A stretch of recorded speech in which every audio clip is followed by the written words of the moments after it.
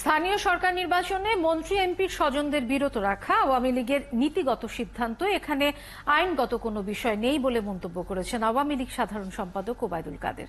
নিয়মিত সংবাদ সম্মেলনে স্থানীয় সরকার নির্বাচনে বিএনপি তৃণমূলের প্রার্থীদের বহিষ্কারের সমালোচনা করেন তিনি। আরও জানাচ্ছেন সৌমিত্র মজুমদার।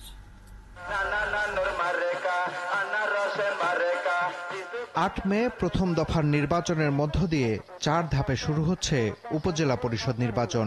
বিকাশে কম খরচে ক্যাশ আউটের লিমিট বেড়ে 50,000, প্রিয় এজেন্টও 2টা। জাতীয় নির্বাচনের পর এই নির্বাচনে প্রতিটি উপজেলাতেই আওয়ামী লীগের একাধিক প্রার্থী প্রতিদ্বন্দ্বিতা করছেন। আছেন বর্তমান সংসদ সদস্য কিংবা মন্ত্রীদের স্বজনরাও।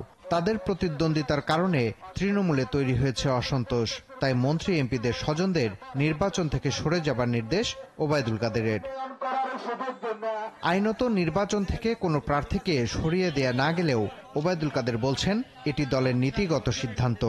দলীয় পদ পাওয়া, যদি কোনো পরিবারে কেন্দ্রীভূত হয়ে যায় তখন দলের অন্যান্য নেতা কর্মীরা তাদের মধ্যে একটা হতাশা কাজ করে। আমরা নীতিগত প্রশ্নে একথা বলেছি, আইনগত ব্যাপারটা ভিন্ন ব্যাপার। এদিকে উপজেলা নির্বাচনও বর্জনের ঘোষণা দিয়েছে বিএনপি।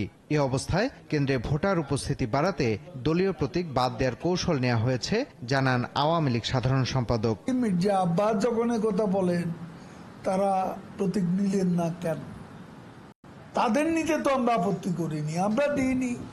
সেটা আমরা মনে করেছি যে প্রতীক ছাড়া আমরা একটা নতুন কৌশলে জাতীয় নির্বাচন করেছি এবং তার ধারাবাহিকতা আমরা মনে করেছি যে প্রতীক ছাড়া নির্বাচনটা করলে প্রতিদ্বন্দ্বিতামূলক হবে।